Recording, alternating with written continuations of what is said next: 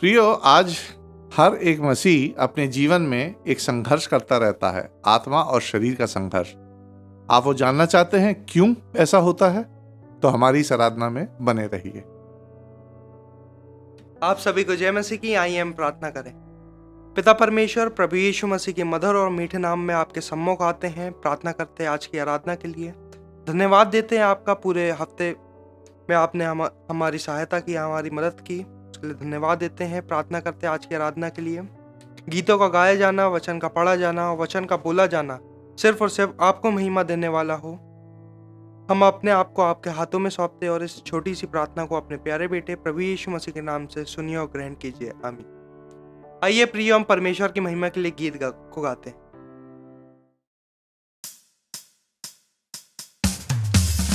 मैं यीशु के साथ नूर में चलूंगा, दिन और रात उसके पीछे मैं चलूंगा, पीछे चलूंगा फतेह पाऊंगा। यीशु मेरा मुंजी मसलूब, चलते चलते नूर में यीशु के साथ, चलते चलते थामते यीशु के हाथ। नूर में मैं रहूंगा, फतेह पाऊंगा, मैं नूर में चलता रहूंगा।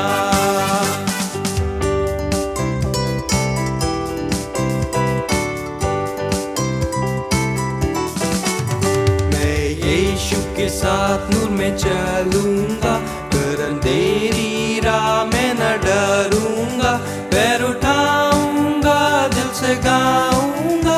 यीशु मेरा मुंजी मसलूब, चलते चलते नूर में यीशु के साथ, चलते चलते थामते यीशु के हाथ। नूर में मैं रहूंगा, फतेह पाऊंगा, मैं नूर में चलता रहूंगा।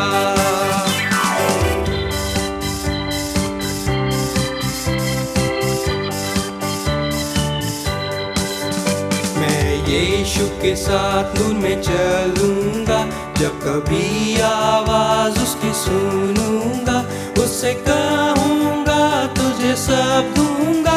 यीशु मेरा मुंजी मसलूब, चलते चलते नूर में यीशु के साथ, चलते चलते थामते यीशु के हाथ। नूर में मैं रहूंगा, फतेह पाऊंगा, मैं नूर में चलता रहूंगा।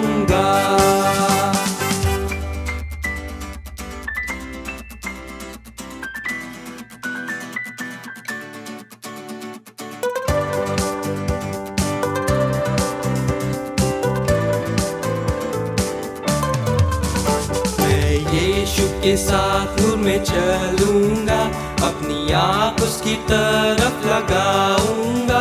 हाथ में है सलीब, झंडा है आजी, यीशु मेरा मुंजी मसलूब। चलते चलते नूर में यीशु के साथ, चलते चलते थामते यीशु के हाथ। नूर में मैं रहूंगा, फतेह पाऊंगा, मैं नूर में चलता रहूंगा, मैं नूर में चलता रहूंगा।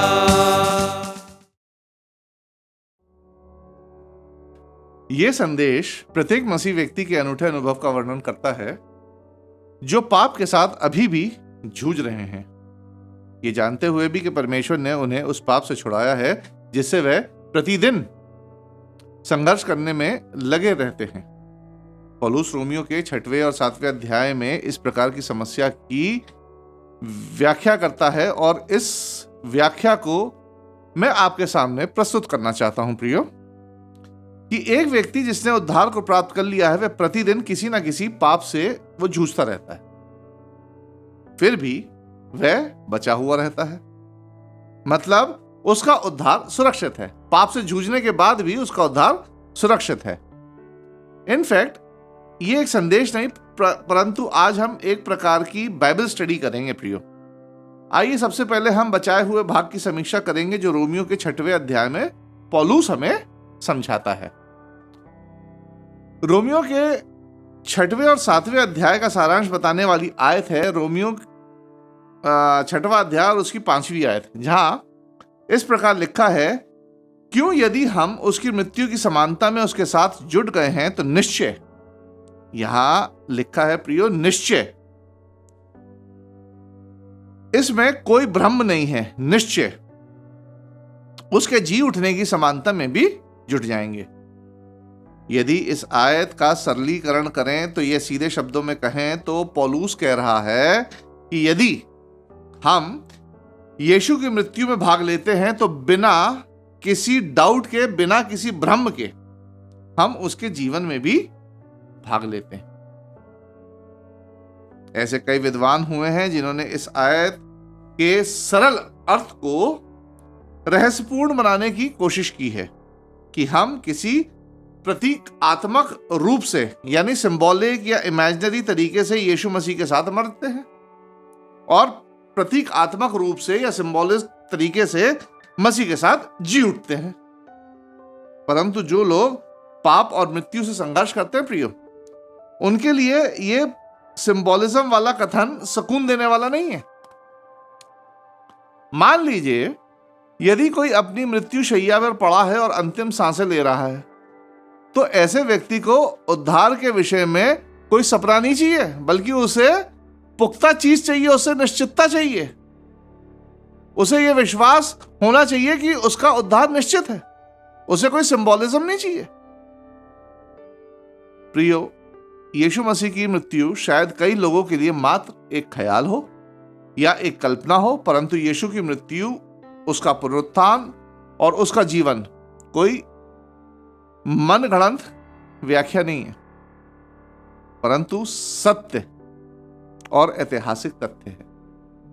पौलुस अपने पाठकों को बताता है कि जो लोग यीशु मसीह की मृत्यु और जीवन का अनुभव करते हैं वे केवल कल्पना में अनुभव नहीं करते, परंतु वे मसीह की सच्ची मृत्यु और सच्चे जीवन का अनुभव करते हैं। प्रियो, यदि यह सिर्फ काल्पनिक बातें होती तो आज मसीह धर्म केवल परंपरा, पौराणिक कथा, धार्मिक अभ्यास यानी रिलीजियस प्रैक्टिस, मैथ्स और प्रतीकवाद, सिंबोलिज्म से ज्यादा कुछ नहीं होता। रोमियो के 6वें अध्याय में पौलुस यीशु मसीह की, उसकी मृत्यु और उसके जीवन की व्याख्या करता है, जिसे हम भी यीशु मसीह के साथ एक सच्चा मसीह भी अनुभव करता है। पौलुस अपनी बात मृत्यु से आरंभ करता है और यह प्रदर्शित करता है कि मसीह में हमारी मृत्यु का अनुभव वास्तविक है और वो बपतिस्मे के माध्यम से होता है। वह 6वें अध्याय की पहली 2 आयतों में लिखता है, जहां इस प्रकार लिखा है, जी सो हम क्या कहें? क्या हम पाप करते रहें कि अनुग्रह बहुत हो? कदापि नहीं। हम जब पाप के लिए मर गए तो फिर आगे को उसमें क्यों कर जीवन बिताएं? पौलुस अपनी बात एक ऐसे प्रश्न के उत्तर से आरंभ करता है कि जो उसने 4 और 5वें अध्याय में बताया नहीं, बताया है। और शायद उसी शिक्षा के आधार पर कोई उससे ऐसा प्रश्न पूछ सकता है। मतलब पौलुस को यह उम्मीद थी कि जो उसने 4 और 5वें अध्याय में जो शिक्षा दी है उसके आधार पर कोई उससे ऐसा प्रश्न पूछ सकता है। मतलब उसने एक एंटिसिपेट किया इस प्रश्न को जो वो उत्तर देता है। यदि कोई जन विश्वास के द्वारा अनुग्रह से बचाया गया हो तो यह जानते हुए कि पापी जन के लिए अनुग्रह बहुत है, तो वह पाप करने से क्यों रुका रहेगा? व्यक्ति को पता है कि उसे पाप से बचने के लिए कुछ खास शारीरिक प्रक्रिया करने की जरूरत नहीं है, उसका विश्वास ही काफी है। उसे विश्वास करना है और अनुग्रह के द्वारा वह बचाया जाएगा, इसलिए पाप करते रहो।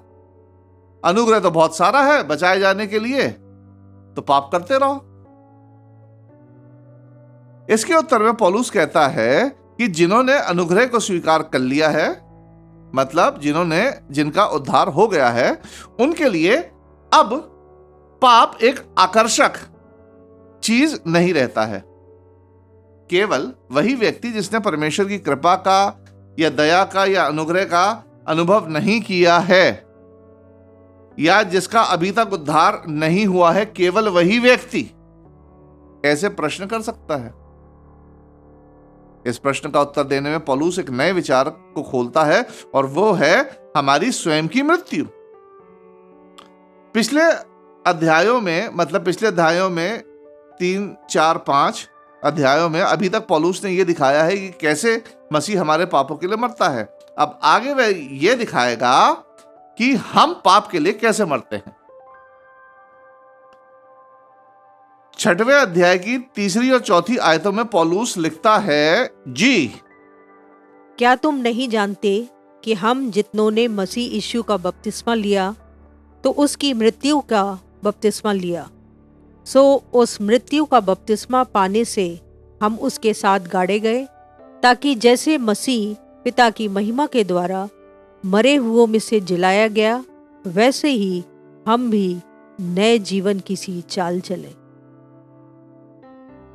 प्रियो, इन आयतों के अनुसार हम बपतिस्मे के माध्यम से यीशु मसीह की मृत्यु को साझा करते हैं और यीशु मसीह के साथ मर जाते हैं और एक सचमुच पुराने पाप के जीवन की मृत्यु का अनुभव करते हैं। इनफैक्ट ये एक रूपक कॉन्सेप्ट, एक रूपक अवधारणा है जो एक व्यक्ति में यीशु मसीह की सच्ची ऐतिहासिक मृत्यु का अनुभव कराती है। बपतिस्मे की बात कर रहा हूं मैं आपसे। हमारी सचमुच की शारीरिक मृत्यु तो नहीं होती है बपतिस्मे में, परंतु हम विश्वास और अंगीकार के आधार पर बपतिस्मे में यीशु के साथ पुराने जीवन के लिए क्या होता है, मर जाते हैं। यीशु की भौतिक मृत्यु का एक आत्मिक पहलू भी है प्रियो, जो अनदेखा है। यीशु की मृत्यु का उद्देश्य हमारे पापों के नैतिक ऋणों का भुगतान करना था और उसकी मृत्यु का भुगतान हमें हमारे पापों की क्षमा दिलवाता है।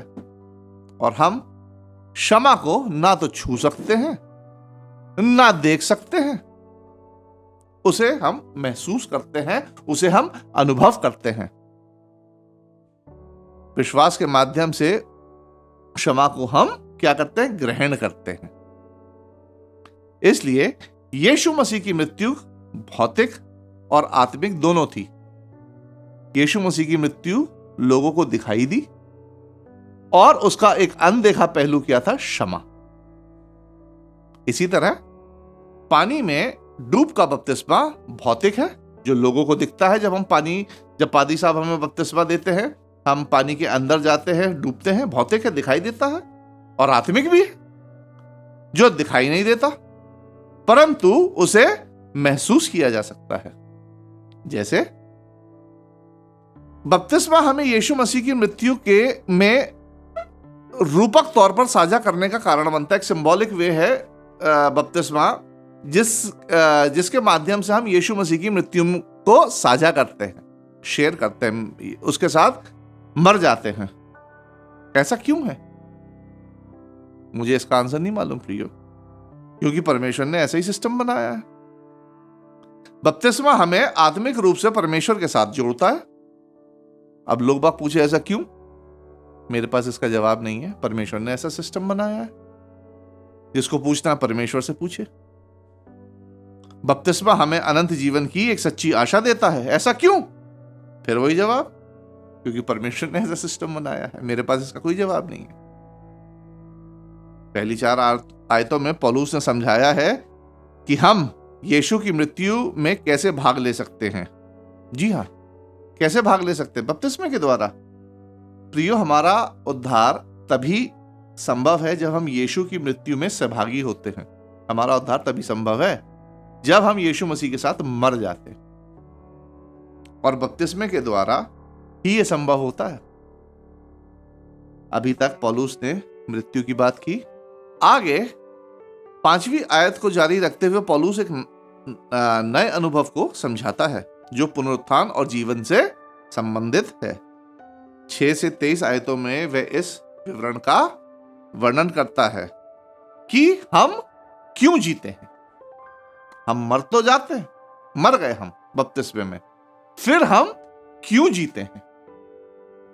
रोमियो 6वां अध्याय उसकी 6 से 11वीं आयतों में इस प्रकार लिखा है, जी क्योंकि हम जानते हैं कि हमारा पुराना मनुष्यत्व उसके साथ क्रूस पर चढ़ाया गया, ताकि पाप का शरीर व्यर्थ हो जाए, ताकि हम आगे को पाप के दासत्व में ना रहें। क्योंकि जो मर गया वह पाप से छूटकर धर्मी ठहरा। सो यदि हम मसीह के साथ मर गए तो हमारा विश्वास यह है कि उसके साथ जिएंगे भी, क्योंकि ये जानते हैं कि मसीह मरे हुए में से जी उठकर फिर मरने का नहीं, उस पर फिर मृत्यु की प्रभुता नहीं होने की, क्योंकि वह जो मर गया तो पाप के लिए एक ही बार मर गया, परंतु जो जीवित है तो परमेश्वर के लिए जीवित है। ऐसे ही तुम भी अपने आप को पाप के लिए तो मरा, परंतु परमेश्वर के लिए मसीह यीशु में जीवित समझो। यदि हम भौतिक बपतिस्मे में अनदेखी चीजों पर विश्वास करते हैं, जैसे क्षमा प्राप्ति पर, आशा आदि पर, तो हमें नए जीवन पर भी प्रिय विश्वास करना होगा। यदि एक शब्द में कहें तो हम पुनरुत्थान के कारण जीते हैं। किसके कारण जीते हैं? पुनरुत्थान के कारण। बपतिस्मे में हमारे पापों का पुराना जीवन मर जाता है और यीशु मसीह के साथ गाड़ दिया जाता है, और जब पानी में डूबकर हम बाहर निकलते हैं तो हमारे पास नया जीवन होता है, और वह नया जीवन यीशु मसीह के पुनरुत्थान वाले जीवन से जुड़ा होता है, और मसीह में हम नई सृष्टि हो जाते हैं। हम क्यों जीते हैं? अभी हम बपतिस्मे में क्या हुए? मर जाते हैं। जब हम पानी के अंदर जाते हैं तो बपतिस्मे में हम मर गए। अब मरा हुआ, संसार में मरा हुआ व्यक्ति कोई जीवित नहीं हुआ, तो हम कैसे जीते हैं? क्योंकि हमारा यीशु मसीह भी मरों में से जी उठा, तो उसी तरह हम भी जब पानी से बाहर निकलते हैं तो हम यीशु मसीह के लिए जीते हैं, और हम क्या हो जाते हैं? अपना पुराना पाप का जीवन छोड़ देते हैं। We become a new creation. हम बन जाते हैं नई सृष्टि। अभी तक पौलुस ने बताया है कि हम क्यों जीते हैं। जवाब है, जैसे मसीह मृत्यु के उपरांत जी उठा, और यह बात सत्य है, इससे तो नकारा नहीं जा सकता। इसी प्रकार पाप के लिए भी हम मर जाते हैं, और मसीह के पुनरुत्थान के साथ हम भी नए जीवन के साथ जीते हैं। आगे पौलुस समझाता है कि हम कैसे जीते हैं। अभी तक हमने क्या देखा? अभी तक हमने देखा कि पापों के लिए हम कैसे मरते हैं, बपतिस्मे के माध्यम से। फिर हम क्यों जीते हैं। अब पौलुस आगे हमें समझाता है कि हम नया जीवन प्राप्त करने के बाद कैसे जीते हैं। रोमियो उसका 6वां अध्याय उसकी 12 आयत से लेके 14 आयत में इस प्रकार लिखा है, जी इसलिए पाप तुम्हारे मरणहार शरीर में राज्य ना करे कि तुम उसकी लालसाओं के अधीन रहो, और न अपने अंगों को अधर्म के हथियार होने के लिए पाप को सौंपो, पर अपने आप को मरे हुओं में से जी उठा जानकर परमेश्वर को सौंपो, और अपने अंगों को धर्म के हथियार होने के लिए परमेश्वर को सौंपो। और तुम पर पाप की प्रभुता ना होगी, क्योंकि तुम व्यवस्था के अधीन नहीं वरन अनुग्रह के अधीन हो। यहां एक दिलचस्प प्रश्न उठता है प्रियो, कि यदि हम बपतिस्मे के माध्यम से दोबारा जी उठे हैं, अब यदि हमारे पास नया जीवन है, हम मर गए फिर हम जी उठे, तो हम इस पापी देह में कैसे जीवित रहेंगे? भाई हमारा शरीर तो वही है ना, हम इसी शरीर के साथ बपतिस्मा लेते हैं और फिर यही शरीर हमारा ऊपर आता है। तो हम यीशु मसीह के साथ मर गए, फिर नया जीवन के लिए हम जी उठे, लेकिन हमारी देह तो वही है। पौलुस के पाठक इस प्रश्न को जानना चाहते हैं, जिसे मैं और आप भी जानने के इच्छुक हैं। पौलुस का उत्तर है कि व्यवस्था अब उनके आत्मिक जीवन में सक्रिय उपकरण यानी एक एक्टिव इंग्रेडिएंट नहीं रहती है नया जीवन प्राप्त करने के बाद, और नए होने के बाद अनुग्रह उन्हें सशक्त करता है, उन्हें एम्पावर करता है। मैं आपको एक एग्जांपल से समझाना चाहता हूं। ये एग्जांपल उतना सटीक तो नहीं है, फिर भी एक एग्जांपल मैं आपके सामने रखना चाहता हूं। आपके पास एक रिमोट कंट्रोल है, उसमें एवर रेडी की बैटरी डली है, वीक है। उस बैटरी को आप निकाल के अलग कर देते हैं, क्योंकि वो बैटरी वीक हो गई है और रिमोट कंट्रोल ढंग से काम नहीं कर रहा है, ढंग से संचालित नहीं हो रहा, उसमें आप नई ड्यूरासेल की बैटरी डाल देते हैं। अब रिमोट कंट्रोल वही है, उसकी बैटरी चेंज हो गई है, लेकिन उस रिमोट कंट्रोल का परफॉर्मेंस बहुत बढ़िया हो गया। जो बटन दब भी नहीं रहे थे ना, वो जरा से इशारे में ही दब के अपना कार्य कर रहे हैं। प्रियो, ये इतना कोई परफेक्ट एग्जाम्पल नहीं है, ये सिर्फ समझाने के लिए था कि पहले हम व्यवस्था के द्वारा संचालित होते थे, परंतु बपतिस्मे के बाद हमारा संचालन कौन करता है? अनुग्रह। हम परमेश्वर के अनुग्रह के द्वारा संचालित होते। जब हम पापी थे तो हमारे आत्मिक जीवन में कार्य करने वाली एकमात्र सामर्थ्य व्यवस्था थी प्रियो, और व्यवस्था का उद्देश्य हमें दोषी या पापी ठहराने के लिए था। यीशु मसीह में यानी नए जीवन ने हमें एक नई आत्मिक सामर्थ्य प्रदान की है, और वो है परमेश्वर का अनुग्रह या परमेश्वर की दया। अब अनुग्रह के प्रभाव में रहते हुए अपनी शारीरिक असफलताओं के बावजूद, मेरी बात का ध्यान दीजिए, अनुग्रह के प्रभाव में रहते हुए अपनी शारीरिक असफलताओं के बावजूद हम अपने जीवन में पाप पर विजय प्राप्त कर सकते हैं, जो परमेश्वर को ग्रहण योग्य होगा। मैं आपको समझाता हूं। यदि व्यवस्था में रहते हुए किसी व्यक्ति ने कोई पाप कर दिया तो वो पाप जो था काउंट हो जाता था, काउंटेड लिख दिया, उसकी कोई क्षमा नहीं। परंतु नए जीवन में यदि आपने पाप किया तो यीशु मसीह के बलिदान के आधार पर आपके विश्वास के कारण आपको क्षमा कर दिया जाएगा और आप परमेश्वर के सामने ग्रहण योग्य कहलाएंगे। प्रियो, देह पहले भी वही थी, व्यवस्था में पुराने जीवन में यही बॉडी थी, और नया जीवन होने के बाद भी बॉडी यही है। परंतु व्यवस्था में इसी देह से पाप करने पर कोई क्षमा नहीं थी, लेकिन नए जीवन में इसी देह से पाप करने पर हमें क्षमा की प्राप्ति है। पौलुस अपने पाठकों को आश्वस्त करता है कि अब नया जीवन पाना संभव है और अनिवार्य भी है, जो पुराने जीवन से भिन्न है, क्योंकि नया जीवन परमेश्वर के अनुग्रह से संचालित होता है, ना कि व्यवस्था से। हमें पता है कि हमारे पुराने जीवन का सार मतलब तत्व की बात कर रहा हूं, सब्सटेंस क्या था? जी हां, हमारे पुराने जीवन का जो सब्सटेंस था वो था पाप और मृत्यु। परंतु अब हमारे नए जीवन का सार सब्सटेंस क्या है वो भी हमें पता है।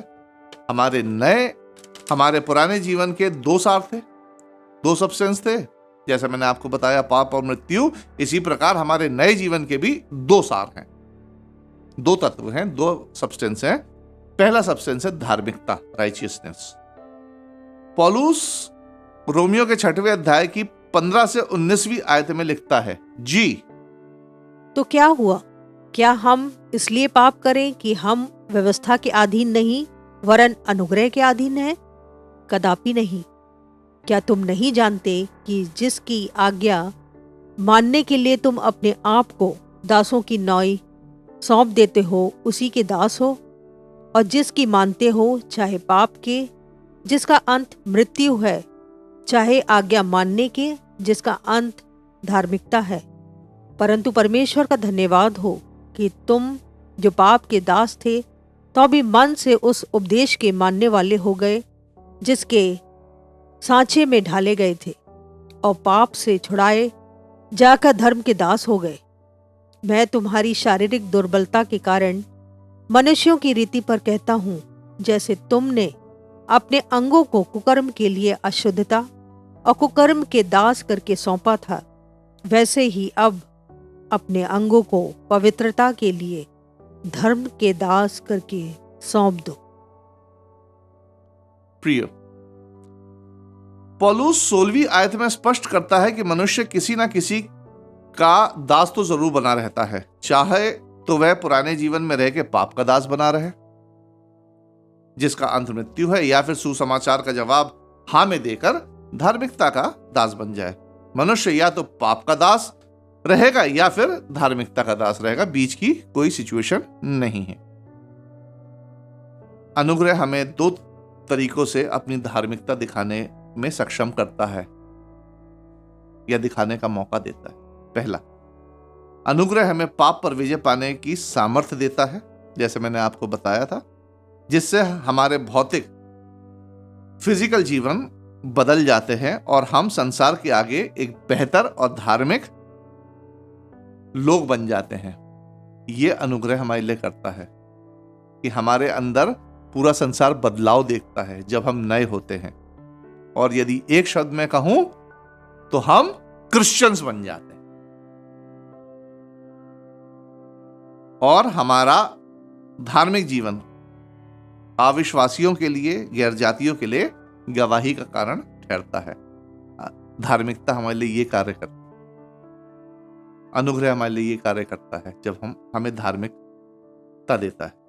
दूसरी बात, अनुग्रह हमें हमारे उद्धार के प्रति निश्चितता प्रदान कराता है कि अब हम व्यवस्था के अंतर्गत नहीं हैं, वरन प्रभु यीशु मसीह की धार्मिकता के अंदर हैं।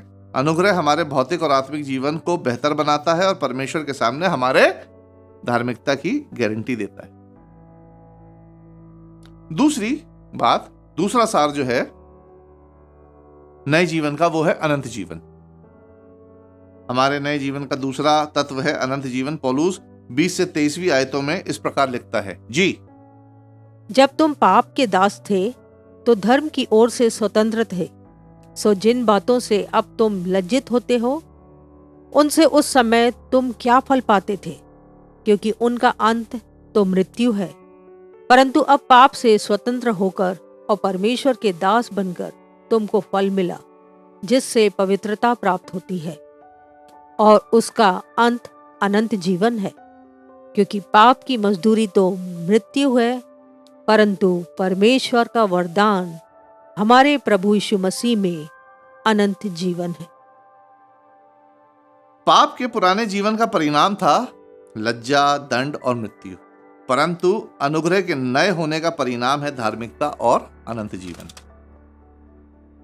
प्रियो, अनंत जीवन सिर्फ कभी ना खत्म होने वाला जीवन ही नहीं है, परंतु अनंत जीवन में और भी कई गुण हैं, जैसे आनंद, शांति, प्रेम, बिना पाप और मृत्यु का जीवन, और सबसे बढ़कर परमेश्वर के साथ रहने का मौका।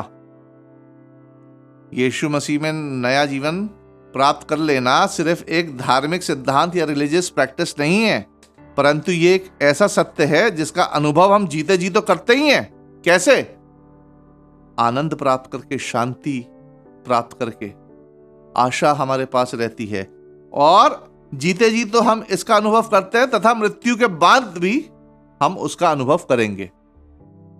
ये नया जीवन हमें देता है। अभी तक हमने बचाए हुए भाग को देखा, अब हम पाप से जूझने वाले भाग को देखेंगे। 6वें अध्याय में हमने देखा कि बपतिस्मे में हम मसीह के साथ मरते हैं और हम मसीह में एक नए जीवन के साथ जीते हैं। 7वां अध्याय उस संघर्ष का वर्णन करता है जो तब विकसित होता है जब हम नया जीवन तो प्राप्त कर लेते हैं। हम में नया जीवन आ गया, हम नया जीवन तो प्राप्त कर लेते हैं, परंतु सांसारिक और पापी देह में पापों से जूझते रहते हैं। कॉन्फ्लिक्ट होता रहता है। ये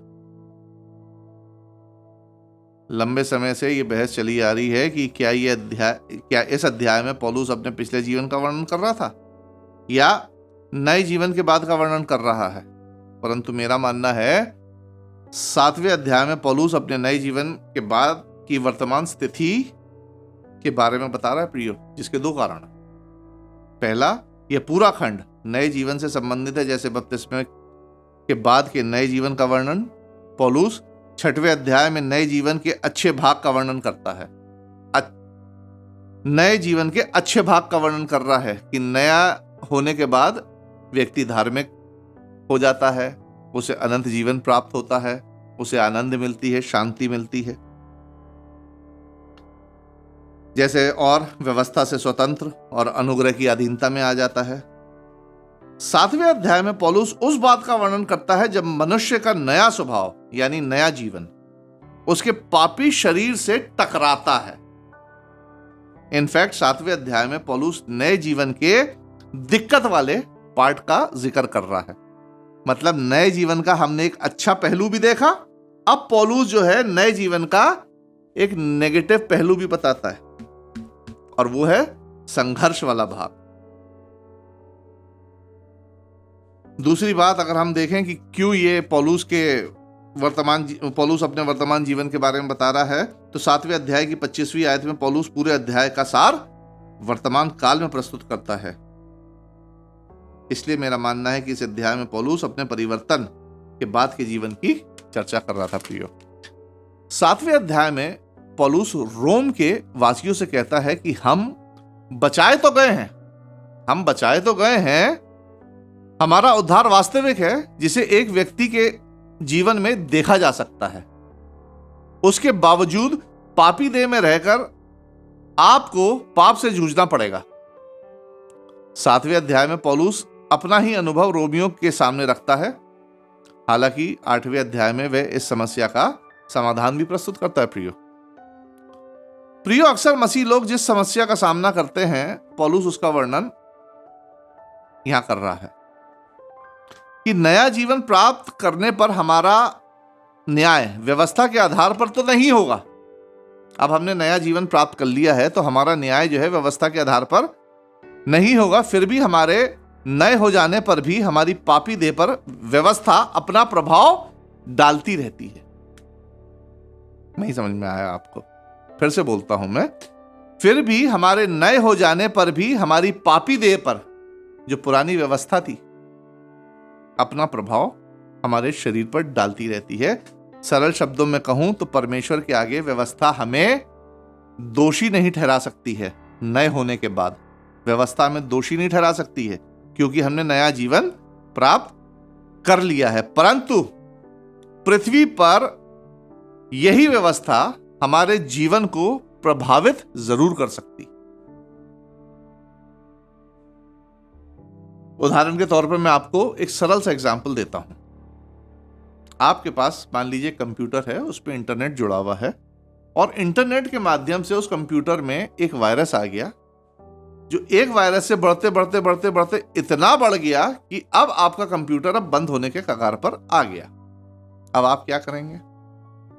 अब आपने अपने कंप्यूटर को फॉर्मेट करवा दिया।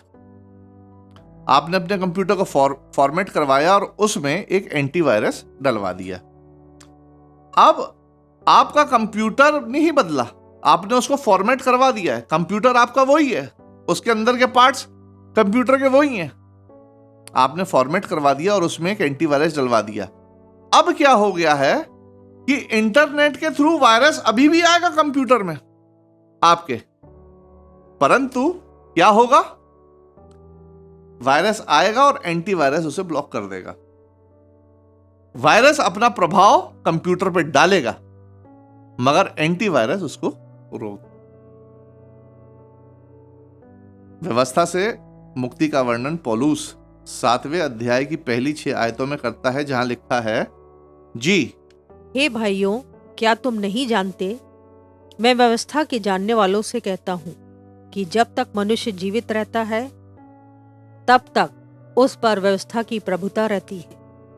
क्योंकि विवाहिता स्त्री व्यवस्था के अनुसार अपने पति के जीते जी उससे बंधी है, परंतु यदि पति मर जाए तो वह पति की व्यवस्था से छूट गई। सो यदि पति के जीते जी वह किसी दूसरे पुरुष की हो जाए तो वह विचारणी कहलाएगी, परंतु यदि पति मर जाए तो वह उस व्यवस्था से छूट गई। यहाँ तक कि यदि किसी दूसरे पुरुष की हो जाए तो भी वह विचारणी न ठहरेगी। सो हे मेरे भाइयों, तुम भी मसीह की देह के द्वारा व्यवस्था के लिए मरे हुए बन गए कि उस दूसरे के हो जाओ जो मरे हुओं में से जी उठा, ताकि हम परमेश्वर के लिए फल लाएं। क्योंकि जब हम शारीरिक थे तो पापों की अभिलाषाएं जो व्यवस्था के द्वारा थीं, मृत्यु का फल उत्पन्न करने के लिए हमारे अंगों में काम करती थीं।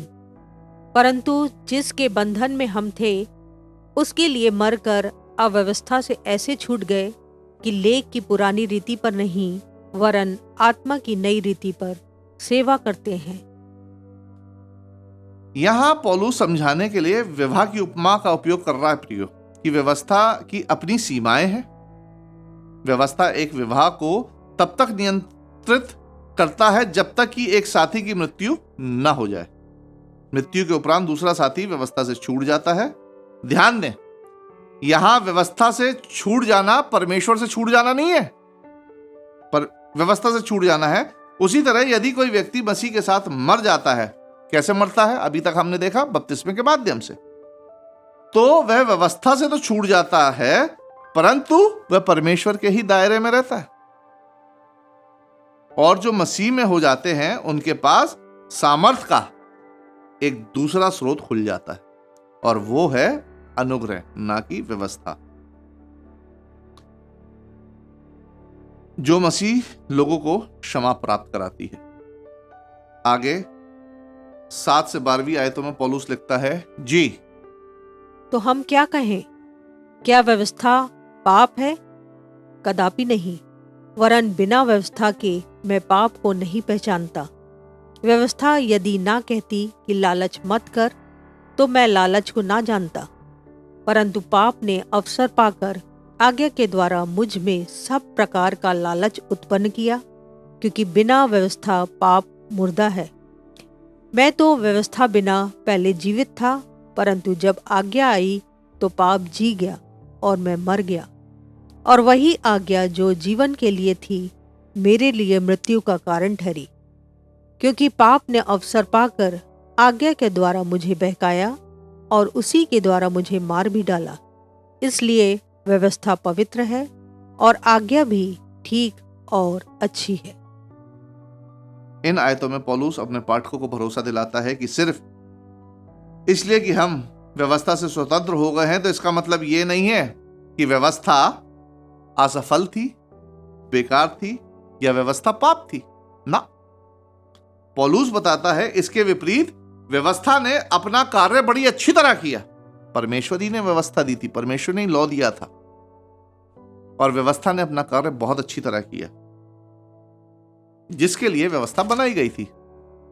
व्यवस्था ने मनुष्य को दोषी ठहराया और उसे यह जताया कि वह दंड पाने योग्य है, और दंड से बचने के लिए, क्षमा पाने के लिए, उद्धार पाने के लिए मनुष्य को प्रभु यीशु मसीह की आवश्यकता है। इसलिए व्यवस्था बनाई गई थी। मैं आपको समझाता हूं। व्यवस्था ने बताया कि चोरी करना पाप है। व्यवस्था ने क्या बताया? चोरी करना पाप है। और एक मनुष्य जो पहले नहीं जानता था कि चोरी क्या होती है, व्यवस्था ने उसे बताया कि चोरी करना पाप है, तो मनुष्य को लगा अरे मैंने तो चोरी कर ली, तो मैंने तो गलत काम किया, अब गलत काम किया तो मुझे तो सजा मिलनी है। अब जब उसे यह मालूम हो गया कि मुझे सजा मिलनी है तो वो क्या करेगा? या तो वो जज साहब के पास जाएगा कि जज साहब मुझे क्षमा कर दीजिए, और जज साहब के पास जाने के लिए उसे अपना केस रखना पड़ेगा, तो उसे एक वकील की जरूरत है। तो प्रियो, इसी प्रकार हमारे जीवन का जज परमेश्वर है, और परमेश्वर के सामने हमारे केस की वकालत यीशु मसीह। इस प्रकार व्यवस्था ने अपना कार्य अनुकूल तरीके से पूरा किया जिसके लिए वह बनाई गई थी। उसने हमें बताया कि तुम पापी हो, तुम दोषी हो और दंड पाने के योग्य हो, और तुम्हें इस दंड से बचने की आवश्यकता है। और वो दंड से तुम कैसे बच सकते हो? तुम्हारे पास एक ही साधन है, यीशु मसीह। अंतिम भाग में पौलुस उस संघर्ष का वर्णन करेगा जो एक पापी शरीर के अंदर में एक बचाई हुई आत्मा का होता है, जिसका न्याय व्यवस्था के आधार पर तो नहीं होगा, परंतु नया मनुष्य पाप से प्रभावित जरूर होता रहता है प्रिय। इसलिए आज मसीह लोगों की सबसे बड़ी समस्या यही है कि वे नया जीवन प्राप्त करने पर भी वे पाप से जूझते हैं, पाप में गिरते हैं और गिल्टी फील करते हैं। Christian people feel guilty. रोमियो 7वां अध्याय उसकी 13वीं आयत में पौलुस लिखता है, तो क्या वह जो अच्छी थी मेरे लिए मृत्यु ठहरी? कदापि नहीं, परंतु पाप उस अच्छी वस्तु के द्वारा मेरे लिए मृत्यु का उत्पन्न करने वाला हुआ कि उसका पाप होना प्रकट हो और आज्ञा के द्वारा पाप बहुत ही पाप में ठहरे। यहाँ पौलुस एक प्रश्न रखता है कि जो अच्छी चीज है, पवित्र है, वह मृत्यु का कारण कैसे बन सकती है। मतलब वो व्यवस्था की बात कर रहा है। इस प्रश्न का उत्तर पौलुस देता है कि यह पाप है जो मृत्यु का कारण बनता है। हमने अभी तक सब्सटेंस देखे थे, व्यवस्था के सब्सटेंस क्या थे? मृत्यु और पाप। लेकिन व्यवस्था ने तो हमें जताया कि इनफैक्ट तुम दोषी हो, और इसी प्रश्न का उत्तर पौलुस देता है कि यह पाप है जो मृत्यु का कारण बनता है, ना कि व्यवस्था। व्यवस्था ने तो आपको जताया है, लेकिन पाप के कारण, पाप है जो मृत्यु का कारण बनता है। व्यवस्था केवल पाप को उजागर करती है और पाप के प्रति परमेश्वर की प्रतिक्रिया को दंड के रूप में प्रकट करती है। शरीर के द्वारा अनुभव की गई पीड़ा या संघर्ष का कारण व्यवस्था नहीं है। इनफैक्ट व्यवस्था एक जांचने का उपकरण है। व्यवस्था एक जांचने का उपकरण है जिसका उपयोग परमेश्वर ने हमें यह दिखाने के लिए किया है कि जीवन के दुख का कारण पाप है। कॉम्प्लिकेटेड लगा ना? उदाहरण के तौर पर मैं आपको समझाता हूं। एक एक्सरे है, एक्सरे मशीन। एक्सरे कैंसर का इलाज नहीं है प्रिय, परंतु एक्सरे के कारण हमें कैंसर का मालूम चलता है। एक्सरे कैंसर का खुलासा करता है,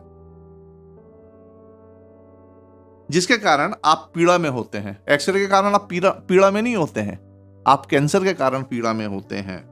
और जब कैंसर पूर्ण तरीके से प्रकट हो जाता है, आपको मालूम चल जाता है कि आपको कैंसर है, तो घबराहट और डिप्रेशन के कारण पीड़ा और होने लगती है। आगे 7वें अध्याय की 14वीं और 17वीं आयतों में पौलुस इस प्रकार लिखता है। जी, क्योंकि हम जानते हैं कि व्यवस्था तो आत्मिक है, परंतु मैं शारीरिक और पाप के हाथ बिका हुआ हूँ, और जो मैं करता हूँ उसको नहीं जानता, क्योंकि जो मैं चाहता हूँ वह नहीं किया करता, परंतु जिससे मुझे घृणा आती है वही करता हूँ। और यदि जो मैं नहीं चाहता वही करता हूँ, तो मैं मान लेता हूँ कि व्यवस्था भली है। तो ऐसी दशा में उसका करने वाला मैं नहीं, वरन पाप है जो मुझ में बसा हुआ है। प्रिय, यहाँ पौलुस व्यक्तिगत दृष्टिकोण से अपने संघर्ष की व्याख्या करता है और वह इन आयतों के बारे में कई बातें बताता है।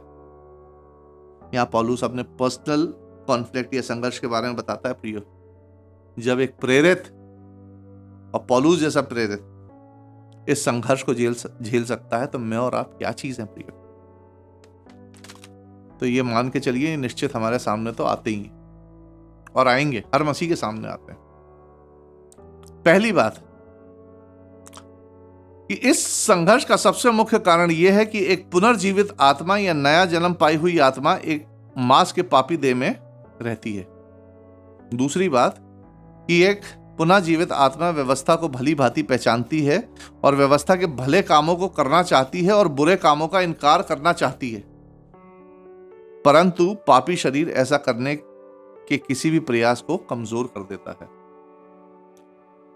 हमारी आत्मा, जो नई आत्मा है, नए जीवन प्राप्त की हुई आत्मा है, वो जानती है कि व्यभिचार करना पाप है, और हमारी नई आत्मा उस व्यभिचार को नहीं करना चाहती है, परंतु हमारा शरीर प्रलोभन में आकर गिर जाता है। तीसरी बात, जो बात इस संघर्ष को इतना दर्दनाक बनाती है, वह यह है कि मसीह लोग यानी क्रिश्चियन इस प्रतिद्वंद्विता को, इस कॉन्फ्लिक्ट को अच्छी तरह से जानते हैं और इस कॉन्फ्लिक्ट से अच्छी तरह परिचित हैं। जब पौलुस कहता है कि ऐसी दशा में उसका करने वाला मैं नहीं, तो पौलुस अपने पापों की व्यक्तिगत जिम्मेदारी से इनकार नहीं करता है प्रियो, कि वो पापी नहीं है अगर वो ऐसा कार्य करता है, परंतु उसका मतलब यह है कि जब वह पाप करता है तब वो करने में असफल होता है जो वास्तव में वो करना चाहता है अपनी आत्मा और मन से, और वह है परमेश्वर की व्यवस्था का पालन करना चाहता है वो, उसकी आत्मा परमेश्वर की व्यवस्था का पालन करना चाहती है, क्योंकि व्यवस्था ने क्या बताया है? चोरी करना पाप है। वो नहीं चाहता कि मैं चोरी करूं। व्यवस्था ने बताया व्यभिचार करना पाप है। वो नहीं चाहता मैं व्यभिचार करूं। वो परमेश्वर की व्यवस्था का पालन करना चाहता है, परंतु उसका शरीर उसके आड़े आ जाता है। पाप उसके शरीर को जीत लेता है, ना कि उसकी आत्मा को। पाप ने किसको जीत लिया? शरीर को जीता है, आत्मा को नहीं।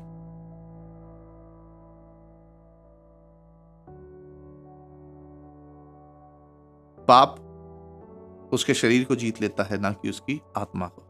आगे 18 से 23वीं आयत में पौलुस लिखता है, जी क्योंकि मैं जानता हूँ कि मुझ में अर्थात मेरे शरीर में कोई अच्छी वस्तु वास नहीं करती। इच्छा तो मुझ में है, परंतु भले काम मुझसे बन नहीं पड़ते। क्योंकि जिस अच्छे काम की मैं इच्छा करता हूँ वह तो नहीं करता, परंतु जिस बुराई की इच्छा नहीं करता वही किया करता हूँ। परंतु यदि मैं वही करता हूँ जिसकी इच्छा नहीं करता, तो उसका करने वाला मैं ना रहा, परंतु पाप जो मुझ में बसा हुआ है। सो मैं यह व्यवस्था पाता हूँ कि जब भलाई करने की इच्छा करता हूँ तो बुराई मेरे पास आती है। क्योंकि मैं भीतरी मनुष्यत्व से तो परमेश्वर की व्यवस्था से बहुत प्रसन्न रहता हूँ, परंतु मुझे अपने अंगों में दूसरे प्रकार की व्यवस्था दिखाई पड़ती है, जो मेरी बुद्धि की व्यवस्था से लड़ती है और मुझे पाप की व्यवस्था के बंधन में डालती है, जो मेरे अंगों में है। इन आयतों में पौलुस नया जन्म पाई हुई आत्मा और शरीर के बीच के इस संघर्ष के परिणाम का वर्णन करता है। पौलुस परमेश्वर की सिद्ध और पवित्र इच्छा पूरी करने के लिए अपने पुनर्जीवित आत्मा की इच्छा को स्पष्ट रूप से देख सकता है। साथ में वह यह भी स्पष्ट रूप से देखता है कि उसका पापी शरीर उसकी आत्मा की इच्छा को पूरा करने की प्रतिक्रिया जाहिर नहीं करता है। यह संघर्ष उसके स्वभाव के विपरीत चलता है। प्रियो, पौलुस समझाता है कि व्यक्ति नया होने के बाद उसका स्वभाव भी नया हो जाता है। उसकी आत्मा अच्छा करना चाहती है, परंतु उसका शरीर उसे क्या कर रहा है? रोकता है। और मनुष्य अपने अच्छे नए स्वभाव के विपरीत काम करता है। पौलुस यह भी स्पष्ट रूप से देखता है कि इन दोनों में, मतलब आत्मा और शरीर में, किसका पड़ला ज्यादा भारी रहता है। यह उसकी पुनर्जीवित आत्मा है जो परमेश्वर की इच्छा को पूरी करने की इच्छा रखती है। शरीर एक कठपुतली, एक मोहरा है, एक प्रतिरोधक शक्ति है जो आत्मा की इच्छा में सिर्फ बाधा डाल सकती है। शरीर क्या है? आत्मा की इच्छा में सिर्फ बाधा डाल सकती है, इससे ज्यादा कुछ नहीं कर सकती, परंतु आत्मा की इच्छा को जीत नहीं सकती। एक सच्चे मसीह को उसके शरीर उसकी आत्मा की इच्छा को पूरा करने से नहीं रोक सकती है। प्रियो, एक सच्चे मसीह को, सच्चा मसीह वही है, एक क्रिश्चियन जो अपनी आत्मा की आवाज सुनता है। पौलुस का मेन सार यहां ये है। इसलिए हम दूसरे से अलग मसीह क्रिश्चियन कहलाते हैं, क्योंकि पापी देह हमारी आत्मा पर हावी नहीं हो सकता। क्रिश्चियंस में उनकी आत्मा का पड़ला भारी होता है। कई लोग कितनी गलत तरीके से इन आयतों का इंटरप्रिटेट करते हैं, उनका इंटरप्रिटेशन करते हैं। पौलुस ये स्वीकार करता है कि यह संघर्ष उसके जीवन भर जारी रहेगा जब वह बंधन की बात करता है, और उसे इस स्थिति को स्वीकार करना होगा। अगली कुछ आयतों में वह अपनी बात का सारांश रखता है। रोमियो 7:24वीं आयत में कुछ इस प्रकार लिखा है, जी मैं कैसा अभागा मनुष्य हूँ, मुझे इस मृत्यु की देह से कौन छुड़ाएगा। पौलुस के अनुसार यह एक असंभव सी स्थिति है कि एक अभागा मनुष्य पापपूर्ण प्रभाव के कारण अपनी आत्मा की इच्छा से हमेशा वंचित रह जाता है। पाप की देह यानी मृत्यु की देह है जो पुनर्जीवित आत्मा को परमेश्वर से एकजुट होने नहीं देती है। और इस समस्या का समाधान क्या है प्रियो? इस समस्या का समाधान क्या है? शरीर और आत्मा की कॉन्फ्लिक्ट की समस्या का समाधान क्या है? रोमियो 7वां अध्याय 25वीं आयत उसका समाधान है। मैं अपने प्रभु यीशु मसीह के द्वारा परमेश्वर का धन्यवाद करता हूँ।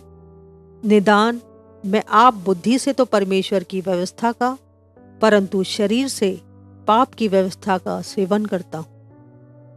पौलुस 2 तरीकों से इस समस्या का समाधान बताता है। पहला समाधान, यीशु मसीह, यीशु मसीह, यीशु मसीह।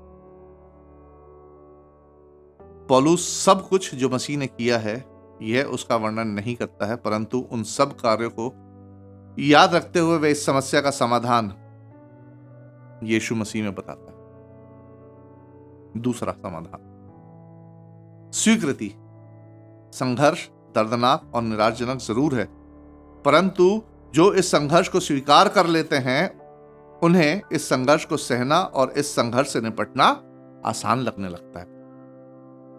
पौलुस सरल रूप से समझाता है कि पुनर्जीवित आत्मा या नया जन्म पाए हुए व्यक्ति के रूप में वह अपनी आत्मा के साथ बड़ी विश्वास योग्यता के साथ परमेश्वर की सेवा करता है, परंतु जब वह पाप करता है तो उसका शरीर जिम्मेदार होता है। जब वो पाप करता है तो उसका शरीर जिम्मेदार होता है। इससे वह पाप करके दोष मुक्त होने की जिम्मेदारी नहीं लेता है, परंतु दोनों तत्वों के अस्तित्व की, यानी नया पुनर्जीवित आत्मा और शरीर के अस्तित्व की पुष्टि करने के लिए यह बात कहता है, जो उसकी आज्ञाकारिता और अनाज्ञाकारिता को प्रभावित करती है। इन 2 अध्यायों से हम कई शिक्षा प्राप्त कर सकते हैं जिन्हें आज हम अपने जीवनों में लागू कर सकते हैं। प्रियो, पहली शिक्षा, यह संघर्ष सिर्फ पौलुसी का नहीं था, परंतु आज हर मसीह का यह संघर्ष है। कितनी बार हम बड़ी इच्छा और जोश के साथ मसीह की सेवा करने की कोशिश करते हैं, परंतु कई मामलों में चूक जाते हैं।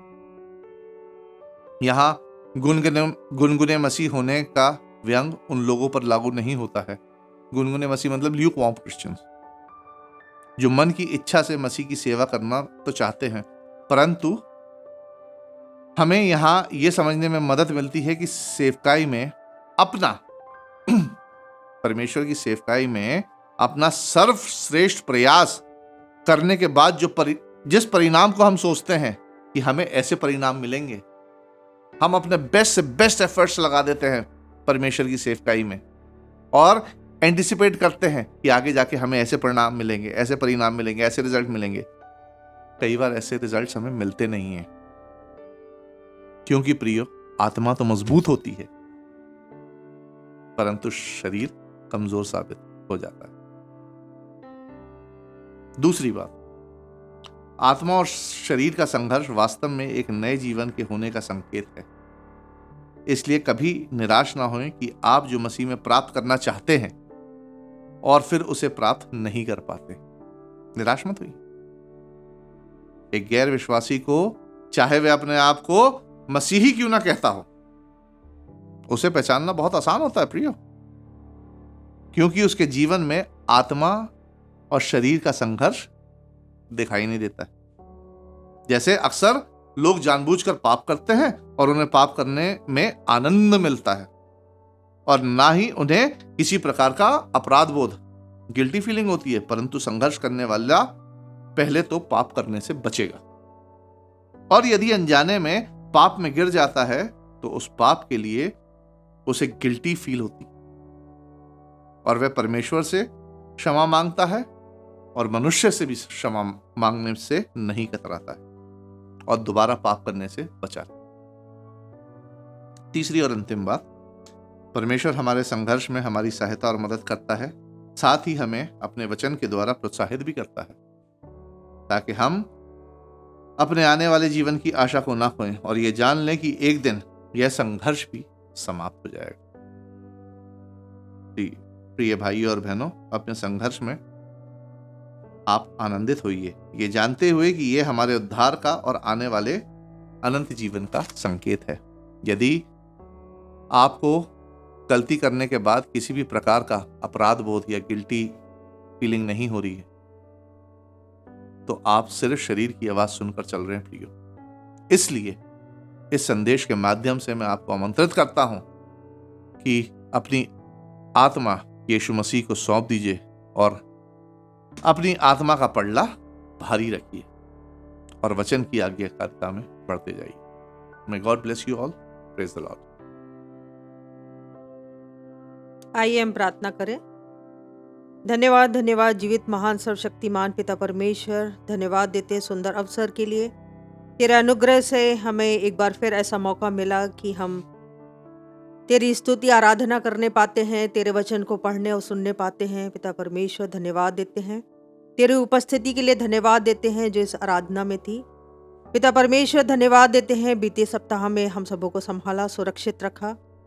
आने वाले सप्ताह के लिए भी तेरा अनुग्रह, तेरी दया चाहते हैं, तेरी सुरक्षा चाहते हैं। पिता परमेश्वर ऑनलाइन के माध्यम से तेरा वचन जितने लोगों के पास पहुंचता है, जो वचन बोया गया तेरे दास के द्वारा, हम में से हर एक के जीवन में उतरने पाए। पिता परमेश्वर हर बात के लिए तेरा अनुग्रह चाहते हैं। सारी बातों में सारी महिमा तुझको देते हुए इस विनती को प्रभु यीशु मसीह के नाम में मांगते, आमीन। आने वाले सप्ताह भी हम इसी तरह ऑनलाइन के माध्यम से आपके सामने हाजिर होंगे। तब तक के लिए जय मसीह।